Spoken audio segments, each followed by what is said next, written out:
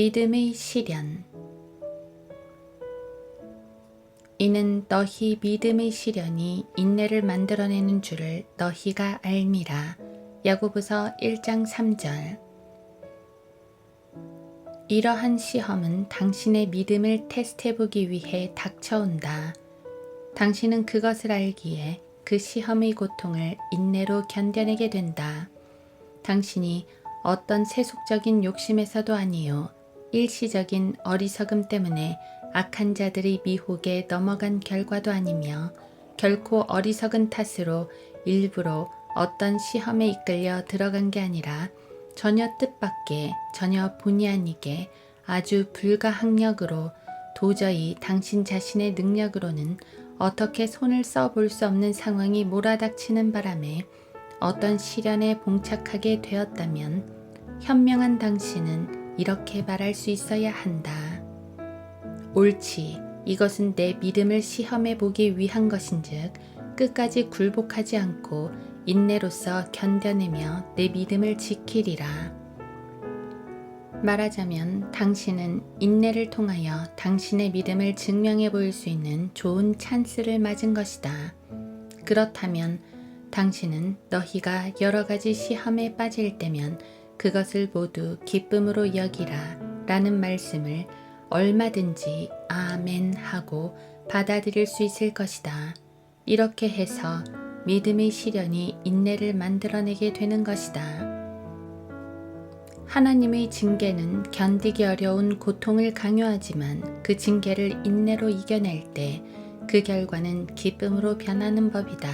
왜냐하면 당신이 인내로 하나님의 뜻에 순종함으로써 하나님의 약속을 받아낼 수 있기 때문이다.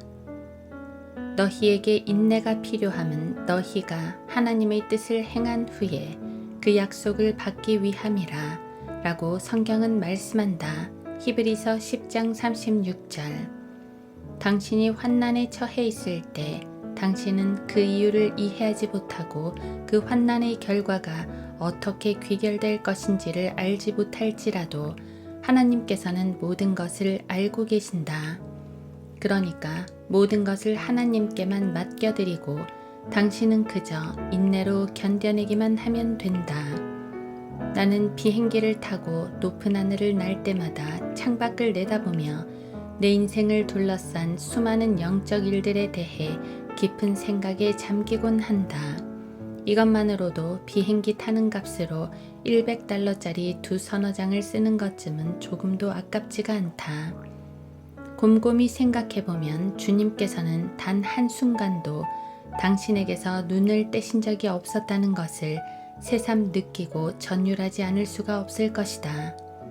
주님께서는 때로는 당신 앞에서, 때로는 등 뒤에서, 때로는 당신의 머리 위에서, 또 때로는 당신의 언저리 어딘가에서 당신이 하는 모든 일들을 지켜보셨고 등을 떠밀기도 하셨으며 앞으로 끌어당기기도 하셨고 옆에서 귓속말로 무엇인가를 가르쳐 주기도 하셨으며 또 때로는 머리 위에서 고함을 지르기도 하셨다. 그리고 당신이 말을 안 듣거나 게으름을 피우거나 쓸데없는 생각을 했을 때 주님께서는 호되게 꾸짖기도 하셨고 후려치기도 하셨으며 호령도 하셨을 것이다. 이렇게 하시면서 주님께서 당신에게 기대하시는 것이 한 가지 있는데 그것은 당신이 인내를 만들어내는 것, 바로 이것이다. 인내로 당신 앞에 놓인 인생의 경주를 당신이 달리고 있을 때 주님께서는 바로 그것을 보고 싶어 하신다. 징계가 당시에는 즐겁지 않고 슬픈 것 같으나 후에 그로 인하여 훈련된 자들에게는 화평한 의의 열매를 맺느니라 는 말씀이야말로 이런 점에서 아주 큰 위로가 되는 말씀이다. 히브리서 12장 11절. 환난을 당하고 있을 동안 주님께서는 우리 안에 인내를 만들어 가신다. 시련에 처할 때 우리는 비록 그 이유를 알지 못할지라도 주님께서는 알고 계신다. 주님께서는 우리가 알고 있는 것보다 훨씬 더 많은 일들을 우리를 위해 수행하고 계신다. 당신은 그리스도인으로 지금까지 살아온 당신의 인생을 되돌아보기만 해도 이것을 잘 알 수 있을 것이다. 과거 어느 땐가 견딜 수 없는 시련에 처했을 때 당신이 어떻게 그 시련을 이겨낼 수 있었는지를 한번 생각해보라. 분명 당신은 그 시련을 인내로 견뎌냈을 터인즉 그것이 바로 주님께서 당신 안에 만들어내신 인내였던 것이다. 우리 그리스도인들은 그런 주님과 함께 있기에 힘든 인생길을 인내하며 지금도 믿음으로 걸어가고 있는 것이 아니겠는가.